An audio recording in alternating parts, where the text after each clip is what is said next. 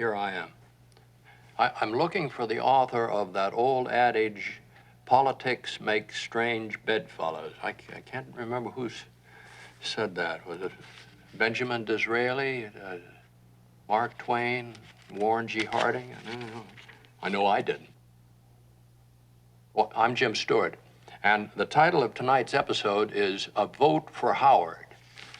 And here it is. C.E. Warner said it. C.E. Warner? I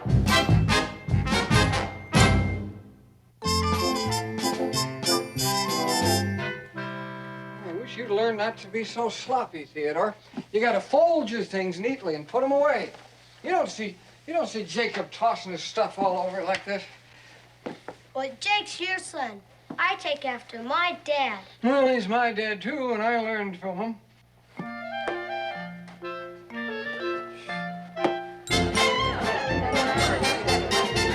Okay, now go to sleep and no noise. Your mothers are having a meeting in the living room.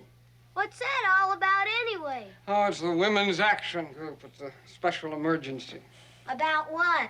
Men aren't allowed in the living room tonight. We'll find out in the morning. Okay, get to sleep. Good night, Dad. Good night, son. Theodore. Jake?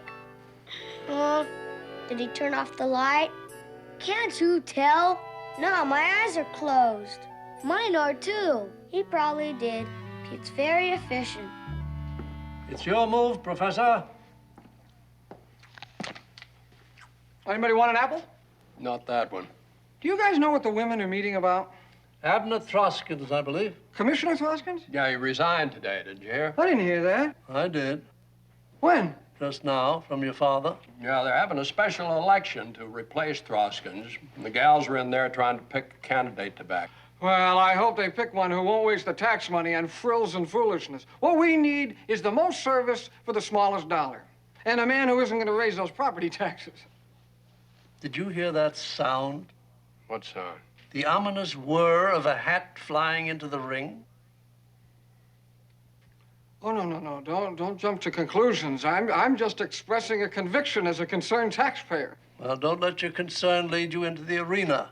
What this country needs is fewer politicians and more people to keep an eye on the ones we've got.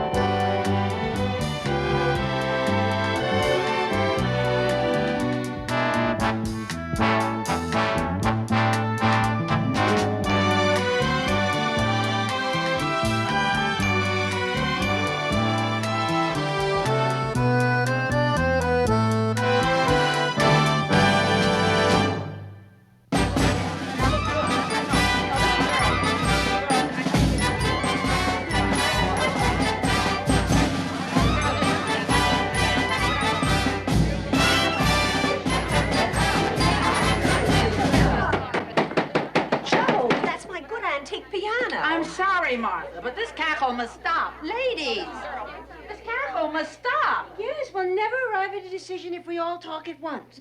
No one will speak without recognition from the chair. I am the chair. I recognize me. And I think that what we ought to do now is make up a temporary list. Wait, first, Mrs. Bullard. Before we continue discussion, let's all pause for coffee. No, not yet. We have a long way to go. I have some delicious what we ought to do now is... I hope Wendy doesn't count these when they break for refreshments. Now, who would that be at this hour? Maybe the women sent out for pizza. How long are they going to continue that hen house hee-haw? Our house rules allow guests to leave any time they wish, you know. Gentlemen, You know, His Honor, Mayor Burdine. Professor, How are Dr. you? Quinns, it's Have nice some seeing you. No, thank you very much. Gentlemen, Professor, Dr. Quinns, I'm sure you're aware and you've heard that we're holding a very special election. Oh, yes. And that's why I'm here, not only as your mayor, but I'm representing the Chamber of Commerce and the Taxpayers League to ask the ideal candidate to seek the office of the commissioner, Professor Howard. Well, I appreciate that. A responsible citizen who is very active in the community, progressive in ideals and conservative in action, and above all, who has the most distinguished, the most honored name in Easy Valley. Well, how about that? Well, I certainly thank you for those kind words, Mr. Mayor, but I just don't feel I'm qualified. Well, Professor, I'm sure that you'd make a very fine candidate, but we want Mrs. Howard to run. My wife? My mother? My Martha? Oh, no, I'm sorry. She won't accept either. Shall we leave that to Mrs. Howard after I tell her where civic responsibility lies? She knows where it lies. As a matter of fact, Mrs. Howard is in her studio with the Women's Action Group picking a candidate right now. You mean those women Josephine Bullard organized? Yes, sir. Oh, no, Joe Bullard. The bulldozer and bloomers. Professor, perhaps you would consider running yourself? No, I'm opposed to politics. Yes, you've been opposed to mine for years. No, it's just for me. It's nothing personal. Yes, of course not. Oh, why, I'd like to get out of it myself. If only you people would stop re-electing me. Oh, it's such a burden to be so popular. You'll never know. Thank you. Well, I better get my people into a caucus at once. Oh, those women, women. I'll see you to your car. Yes, goodbye, Professor. Goodbye, Doctor. Jim, you're a very selfish man. I think you'd make an ideal candidate for the Board of Commissioners. Me? 2 hours ago, you were gagging at the thought Peter was considering running. I'm not suggesting you run. I think you could walk in. I wouldn't get involved in politics even if I were an actor. Well, you ladies finished? Yes, and guess what? What? Where's PJ? You're showing Mayor Bodine to his car. Guess what, Wendy? Well, no, I want PJ to hear this, too. Mayor Bodine here? He came to ask Martha to run for commissioner. He didn't. He did. Why, that's wonderful. With the mayor's support, Mom can't lose. Don't tell me. Yes, we just nominated her as our candidate. Didn't I just tell her not to tell me? Yeah, well, one of you wheel this in, excuse me, Luther, while I go for some coffee. I'll do that. You look like the canary that just laid a 10-pound egg.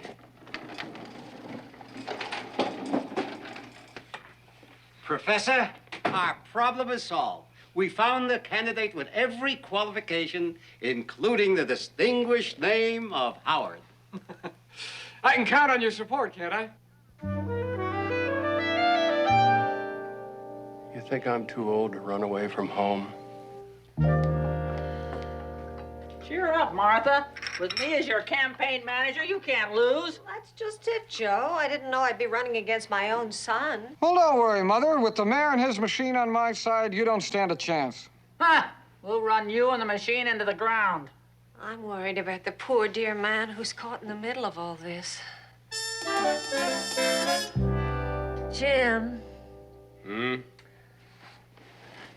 Do you think it's a mistake? Well, nothing you really want to do is a mistake. Then you will cooperate with me. Well, that'd be a mistake. You're going to support Peter? Well, personally, I've always liked the way Abner Throskins handled the job. I don't think he should have retired. Let's go sleep. You're sure you don't mind sharing your bed with me? As long as you don't campaign here.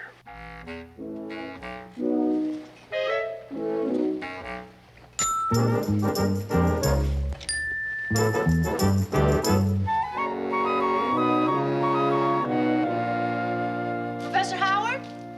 Hello there. Oh, Hannah. We were just discussing the election. Some of us are voting for the first time. Oh, that's fine. Democracy is the daughter of discussion. Who said that? I just did. Professor, who do you think is the best man? Or woman. Well, don't you think your son is more qualified than your wife? Norman, my wife is an eminently qualified lady. She's aware, she's articulate, she's wise, compassionate. Right. And my son is very bright. He's concerned, he's industrious, he's dedicated, and he's impeccably honest. Okay, Professor, but what are you going to do on Election Day? Exactly what I'm going to do right now.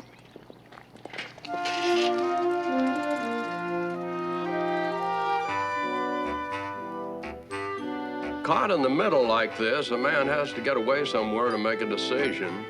And on Election Day, quite frankly, I can't decide if I should stay in bed all day or go to San Francisco and hide out.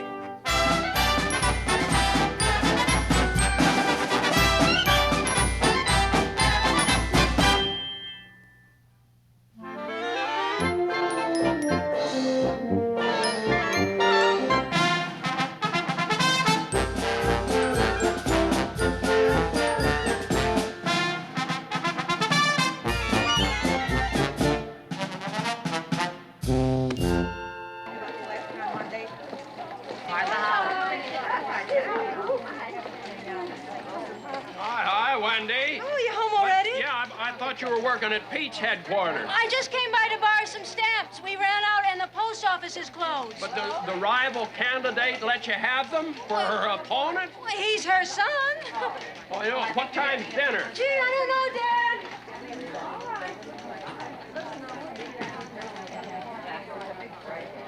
Would you excuse me? Just don't get out. Hello, this is Joe Bullard. Yeah, well, Miss Jackson, I guess that's right, the election, Monday, Look, can you object? What kind of kid would be against his own grandmother? Well, what kind of kid would be against his own brother? Don't call me kid. I'm your uncle. Hey, come here. Yeah. This house is divided enough as it is. You want it to fall? No, sir. The problem is, Dad, I want to be for Mom, but I don't want to be against Pete. And I don't want to be for my dad, but I don't want Grandma to think I'm against her. Mm-hmm. Well, I see your problems, man. I guess it's your problem, too, isn't it, Dad? It sure is. Gee, poor Grandpa. Poor all of us. And you know, we three guys have another problem, too. What, Dad? Who's gonna cook our dinner?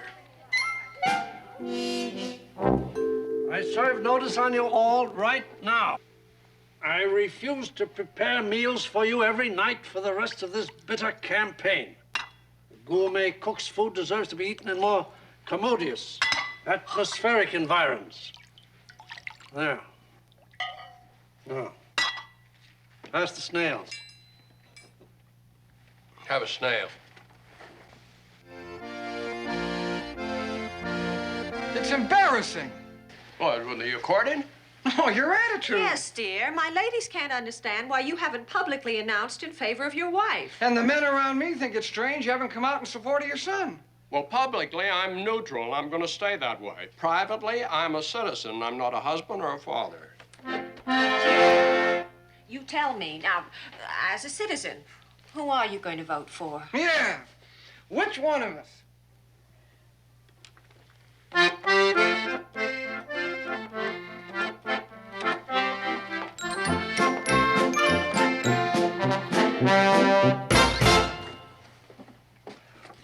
Pete, excuse me. Yeah, well, no, don't go, Father. I've been waiting in here to talk to you. In here? Well, yeah, seems to be my only chance to see you alone these days. Mother's got an advantage. You sleep in the same room. Not usually in the same bed, yeah, but when she finds out about this campaign ambush of yours, I won't get any sleep at all. No, I'm not campaigning. I've written my first formal speech, and I need an intelligent opinion.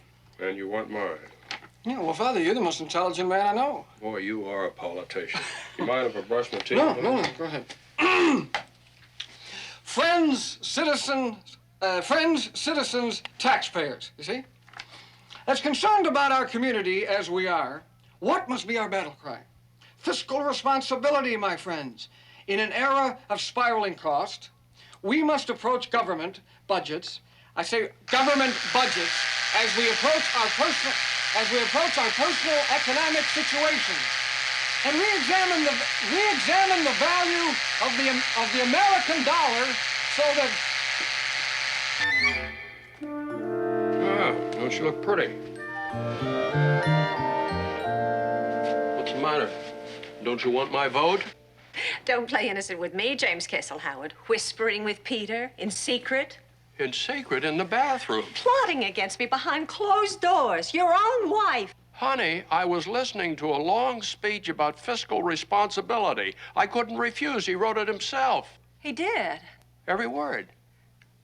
Was the speech good? Well, for a dull speech, it wasn't too bad. Of course, it needs some changes. Now, you see? You see there? You are helping him. Claiming to be neutral. I am neutral. And as soon as you finish writing your dull speech, I'll listen to that, too. Okay, Professor Howard. Honey, it doesn't matter what you say. You're a cinch to win just as long as you say it in that nightgown.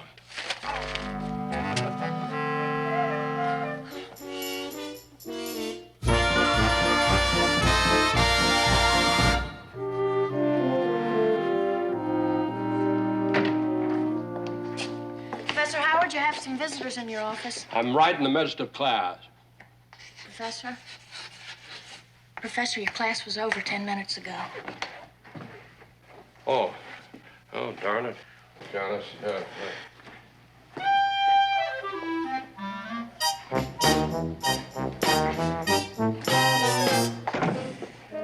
Wow, is he ever confused these days? Oh. Hey, Luther. Honey, I thought you were making a speech at the Lions Club luncheon. Jim, I want your permission to drop out of the race. Oh? Well, you didn't want my permission to drop into it. Have you seen the afternoon paper? Salvador Vega has announced his candidacy. Now do you see why I'm dropping out? No, I can't say as I do. Don't you know that Salvador Vega is a Mexican-American? Well, Salvador Vega doesn't sound like a Norwegian sardine canner. No. Now, my point is that Easy Valley has no member of a minority on the city commission. If I drop out of the race and we three can convince Peter to do the same, we'll be sure to have the Spanish-speaking community represented. Now, hold on, Martha. That's not a real election. That's a personal appointment. Dictatorship. Let's not pretend our usual elections are real for minorities. You know Mr. Vega will lose. Quite possibly, but it's still the democratic way. Aha! When I have an election, he's sure to win. That's dictatorship. But when you have an election he's sure to lose, that's democracy. As I said, Luther Quince, ho-ho. No, you said ha-ha. Don't try to twist my words to suit your purposes. No, he won't be the only loser. You and Pete are going to have a crack at it, too. Well, I know, but that's different. Peter and I are, The word you're groping for is pronounced equal. Or is it superior? That's not true, and you know it. I bet that's the way Salvador Vega would interpret your action. If he's got to lose, let him lose trying. Don't insult him. You know, Luther, for a scientist, you have a lot of common sense.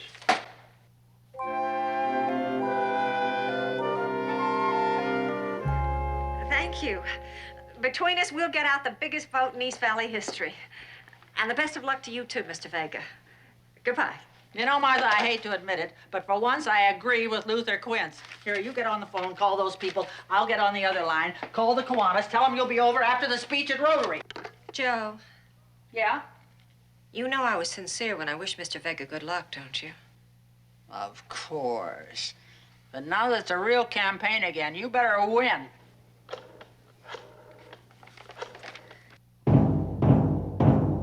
And I'm glad to see so many showed up here tonight, in spite of that very important junior high basketball game. My pleasure to introduce your next city commissioner, Martha Howard. Why is creativity important? And the battle cry is what? Fiscal responsibility. This evening, we will only hear from two candidates, as Mr. Vega has again chosen not to attend. And so on election day, get out and vote for our Martha. Our P.J. Howard Sr.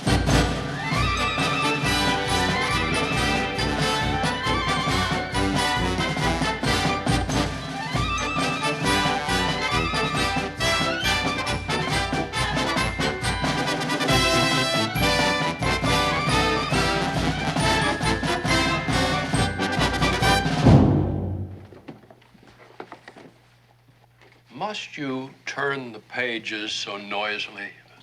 Must you snore so lustily? I do not snore. Even when you're awake, you snore. The polls closed? An hour ago. Both rivals and their campaign workers are gathering downstairs to get the news on TV. Shall we join them for Martha's victory celebration? It just may not be her victory celebration. Then let's stay here. I refuse to celebrate Pete's victory. He's my son, Luther. Don't come to me with your troubles. Oh,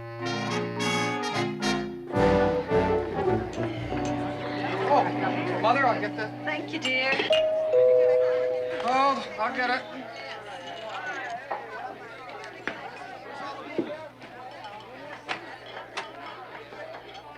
Say, you're my opponent.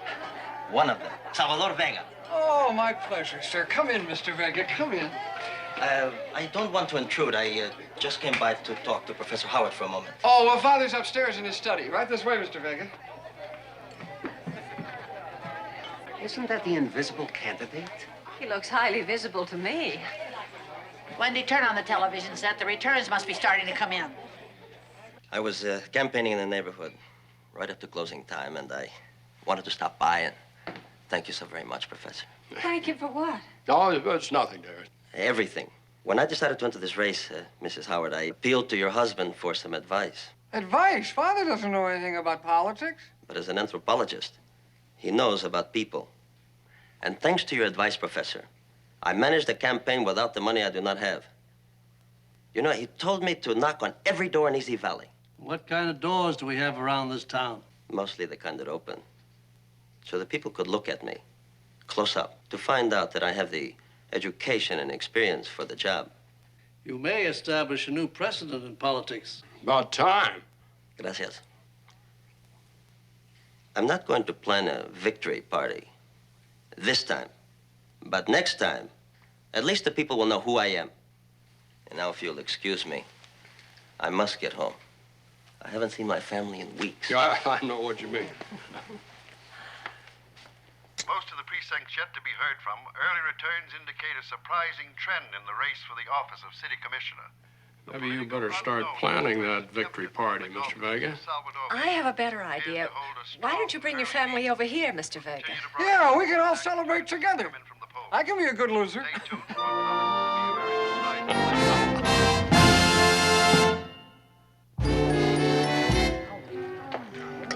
Here we are. I'm so glad you could come, Mrs. Vega. Makes it a real victory celebration. Say, listen, I would like to sound both of you out about some vacancies that are coming up. Oh, I couldn't face another campaign. No, not for a long, long time, Your Honor. You don't understand. These are appointed. You know, I was very much impressed with both of you while you were talking during the campaign, and we need you both. Martha, you could be on the library board, and you, PJ, on the Industrial Planning Commission. No more politics. We're celebrating the end of them. Oh, we are? Where's Jim? Here, more punch. Here. All right. Thank you. There you go. Might be a long year. What was that for? For getting involved. That's just one more reason for me to love you. I think maybe I better tell you, Martha, I didn't vote for you. No? I didn't vote for Pete either. I just didn't want to lose my family to politics. I think I should tell you, Professor Darling, I didn't vote for us either.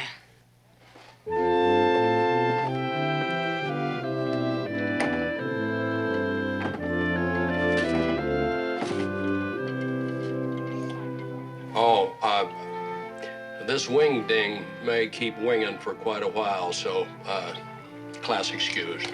Excuse me. I'll see you next week. Meantime, my family and our friends wish you peace and love and laughter.